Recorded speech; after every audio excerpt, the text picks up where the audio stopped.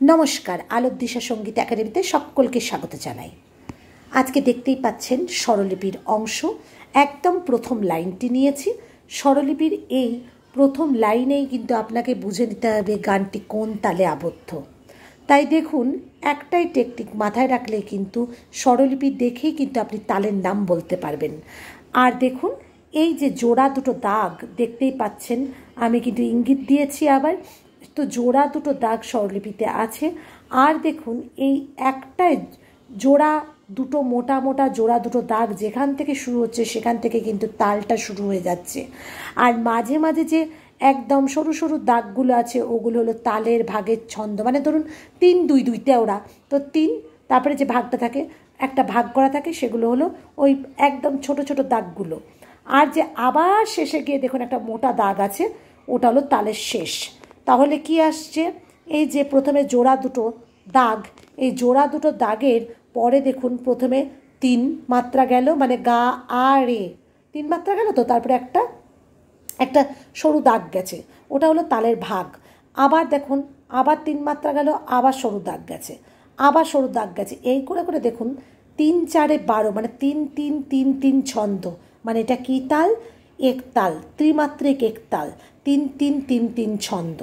আর জোড়া দাগ দুটো কিন্তু স্বরলিপির মধ্যে প্রথমেই খুঁজে নেবেন, ওখান থেকেই তাল শুরু, এবং আবার মোটা জোড়া, এই যে একটা সিঙ্গেল দাগ কিন্তু মোটা, ওখান থেকে তাল শেষ। এই দেখুন আর একটা দেখুন, এখানের মধ্যেও দেখুন জোড়া দাগটা সাইন করেছে, একদম জোড়া দাগটা যেখানে আছে সেখান থেকে কিন্তু তালটা শুরু হয়ে গেল। আমাকে লক্ষ্য রাখতে হবে, আমি স্বরলিপির কিচ্ছু দেখবো না, আমি শুধু দেখবো জোড়া দাগ দুটো কোথায় আছে। জোড়া দাগ দুটো যেই দেখলাম, তারপরে যে একটা সরু দাগ আছে, মানে ধরুন 1-2-3 যাওয়ার পরে একটা সরু দাগ আছে, ভাগ আছে, ওই ডিভাইড করালো, তার 3 মাত্রা গেল, তারপরে দেখুন আবার 2 মাত্রা গেল, মানে ডিভাইড করে পাসা নিসা, ওটা তো পাসা বলতে এক মাত্রা পাসা পাসা, আবার ধরুন নিধা। তো এই প্রথমে রে মা পা, তারপরে গ্যাপ, তারপরে পাসা নিসা, গ্যাপ নিধা, এই যে তাহলে 3-2-2 ছন্দ। 3-2-2 ছন্দ মানে কি তাল বলুন তো দেখি আপনারা? 3-2-2 ছন্দ মানে হলো তেওড়া তাল, 3-2-2 ছন্দ। এবার জোড়া দাগ, ওই যে মোটা জোড়া দাগ আপনারা পেলেন, আর তার সাথে কি হলো, এই ভাগগুলো করতে করতেই আপনারা কিন্তু 3-2-2 ছন্দ মানে তেওড়া তাল পেয়ে গেলেন। এইগুলো মাথায় রাখতে হবে যে আমার জোড়া দাগ কোথায় আছে। স্বরলিপির লাইনের মধ্যে প্রথমে জোড়া দাগ যেখান থেকে পাবেন সেখানেই কিন্তু তাল শুরু হয়ে গেল। আবার দেখুন আর একটা, হঠাৎ করে দেখবেন আমরা খুব ভয় পেয়ে যাই কি, যে ও মা প্রথমে কোমল নি, তারপরে একটা গ্যাপ, তারপরে ধা পা, দেখুন একটা গ্যাপ, তারপরে মানে এই তালটা কি না, কোনো ভয়ের কারণ না, কারণ আমি তো একদম লক্ষ্যই করবো। এবার দেখুন আবার সেই জোড়া দাগ দুটোকে খুঁজে নিলাম, জোড়া দাগ যেই খুঁজে নিলাম, তারপরে দেখুন ভাগ করতে থাকুন, 1-2-3 গ্যাপ, 1-2-3, এবার আমি আবার মোটা দাগ পেয়ে গেছি। মোটা দাগ পেয়ে গেলাম মানে কি হলো, এই যে দেখুন একটা মোটা দাগ, এই মোটা দাগটা পেলাম মানে তখন কিন্তু একটা মোটা সিঙ্গেল দাগ, একটা জোড়া দাগগুলো। এবার দেখুন ওখানের মধ্যে 3-3 ছন্দ, এবার 3-3 ছন্দ মানে 3 মাত্রা গেল, গ্যাপ গেল, আবার 3 মাত্রা, তো 3-3 ছন্দ মানে তো আপনারা জানেনই দাদরা তাল। এইভাবে কিন্তু তালের কিন্তু সত্যি কথা বলতে কি তালটাকে কিন্তু এইভাবে যদি বুঝে নিতে পারেন, আর কোনো দিন স্বরলিপির মধ্যে তাল মানে কোন তালে আছে এইটা নিয়ে আর ভয় পাওয়ার কোনো জায়গায় থাকবে না, আপনাদেরকে একটু বুঝে নিতে হবে। আবার দেখুন এই জোড়া দাগ দুটো দেখছেন শুরুতেই আছে, দেখুন এটাতে জোড়া দাগ একদম শুরুতেই আছে, তো শুরুতেই যখন জোড়া দাগ আছে তাহলে 2, মাঝে একটা ডিভাইড করা আছে, ও মা, তারপরে দেখুন আবার আর একটা মোটা দাগ, কিন্তু আবার তারপরেই পাচ্ছেন, দেখুন এই যে মোটা দাগটা যখনই পাচ্ছেন তার মানে কী হয়ে গেল, দেখুন বলতে সা গ্যাপ, তারপরে দেখুন একটা মোটা দাগ, এই যে মোটা দাগটা পেয়ে গেছেন, তাহলে 2-2, আবার দেখুন আবার যাচ্ছে, আবার গ্যাপ, আবার মোটা দাগ, মানে 2-2 ছন্দে যাচ্ছে। এটার কোনো তালটাকেই কিছু কিছু রবীন্দ্রসঙ্গীতের গান আছে, মানে রবীন্দ্রসঙ্গীত আছে কি 2-2 ছন্দ, মানে তাল 2-2 ছন্দ, তো 2-2 ছন্দে, এটা কিন্তু 2-2 ছন্দের মধ্যে যাচ্ছে। তো দেখুন তেমনভাবে কিন্তু সাইন করা আছে, দেখুন প্রথমে ওই দুটো একদম মোটা মোটা দুটো দাগ একদম গেল জোড়া দাগ, তারপরেই কিন্তু আবার দেখুন মানে মোটা দাগ, এই একটা সিঙ্গেল, এইভাবে কিন্তু বুঝে নিতে পেরেছেন। বারবার কিন্তু কেন একই কথা বারবার বলছি, এই কয়েক তা আমি লক্ষ্য করিয়ে দিলাম কেন, এটা যখন আপনাদের মনে বা এটা তো সত্যি তো যেখানে দেখছি জোড়া দুটো দাগ, হ্যাঁ জোড়া মোটা মোটা দুটো দাগ, সেখানে আমি মোটা দাগ কেন বলছি, কারণ তাল ডিভাইড করার জন্য দেখবেন একটু সরু সরু দাগ থাকছে, ওটা তালের ছন্দ মানে ভাগ করার জন্য কিন্তু গানের ক্ষেত্রে, সেটা ধরে বসে থাকলে হবে না, ওটা শুধুমাত্র ভাগটা বোঝার জন্য যে মানে ছন্দটা কী, 3-2-2 ছন্দ, 4-4 ছন্দ, কিন্তু এখানের মধ্যে তো এটা নয়।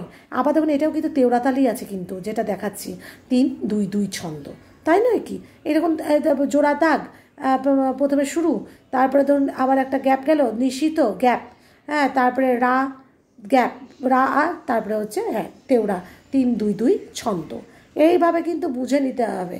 দেখুন এইগুলো আপনারা বুঝে নিচ্ছেন বলে কত সহজে, এবার একবার কিন্তু আর এই ভিডিও দেখার পরে কারোর আর কোনো দিনও মাথা থেকে বেরোবে না, অন্তত স্বরলিপি দেখে হ্যাঁ কোন তাল আর কোনো দিন জিজ্ঞাসা কাউকে প্রয়োজনই পড়বে না যে জিজ্ঞাসা করার, কারণ আপনি তো বুঝেই একদম জলের মতো পরিষ্কার হয়ে গেল, তাই নয় কি, হ্যাঁ এইটা দেখুন, এই যে যখনই আপনি দেখবেন আর গ্যাপটা দেখবেন একদম গ্যাপ যেটা সেটা ছন্দ, আবারও বলছি তালের ছন্দ। চলে যাচ্ছি আবার পরেরটা দেখাতে, দেখুন কয়েকটা পরপর দেখলেই তখন আপনারা একটা আইডিয়া করতে পারবেন। আর আমি তো সম্পূর্ণ পার্সোনাল শেখাই, একদম ইন্ডিভিজুয়াল ক্লাস, আপনারা যোগাযোগ করুন, নাম্বার তো দেওয়াই রয়েছে। এইবার চলে যাচ্ছি দেখাতে কাহার বা তালের উপর 4-4 ছন্দে, হ্যাঁ ওই দেখুন জোড়া দুটো দাগ, তারপরে 1-2-3-4 মাঝে একটা গ্যাপ, 1-2-3-4 মানে 5-6-7-8 কাহার বা ছন্দ। এইবার পরে আবার দেখুন তোমার বলার পরে কিন্তু জোড়া দাগ দুটোকে পেলাম, তো তোমার বলার পরে জোড়া দাগ দুটোকে পেয়ে গেছি, ভালো কথা। তারপরে আমাকে খুঁজতে হবে এই তালের ভাগটাকে, 1-2-3 গ্যাপ, 1-2-3 কী তাল আপনারাই বলুন, 3-3 ছন্দ, 3-3 ছন্দ মানে দাদরা তাল, এইগুলো কিন্তু একটু বুঝে নিতে হবে, আর কিচ্ছু নেই, বিশ্বাস করুন এই ছাড়া আর কিচ্ছু নেই, শুধু টেকনিক। হ্যাঁ তা যাই হোক, আপনারা মানে চ্যানেলটাকে সাবস্ক্রাইব করুন, আলোদিশা সঙ্গীত একাডেমি একটাই আশা রাখে, আর ফেসবুক পেজ তো আছে সেটাও আসুন, ঘুরে যান, ফলো করুন, আর কমেন্ট করুন আরও কী ধরনের ভিডিও জানতে চাইছেন। এই দেখুন আর একখানে সা বলার পরে জোড়া দাগ শুরু হয়ে গেল, এবার দেখুন 1-2-3-4 গ্যাপ, 5-6-7-8 গ্যাপ, 9-10-11-12 গ্যাপ, 13-14-15-16, এই তো একদম সিঙ্গেল মোটা দাগটা পেলাম। তো এই যে 13-14-15-16 তাহলে 4-4-4-4 ছন্দ, 4-4-4-4 ছন্দ মানে কি, সে ত্রিতাল, ব্যাস হয়ে গেল ত্রিতাল ছন্দ। তাহলে এই রবীন্দ্রসঙ্গীতটি ত্রিতালের উপর, শুধু রবীন্দ্রসঙ্গীত বললে নয়, স্বরলিপি দেখেই, যে কোনো স্বরলিপি দেখেই আপনারা তখন বুঝতে পারবেন যে এই স্বরলিপি। এখন সবসময় দেখবেন স্বরবিতানের মাথার উপরে তাল লেখা থাকে না, সব মানে অনেক স্বরবিতানের মধ্যে তাল লেখা থাকে না, তখন যাতে মনের মধ্যে কনফিউশন না থাকে। সকলে ভালো থাকুন, নমস্কার।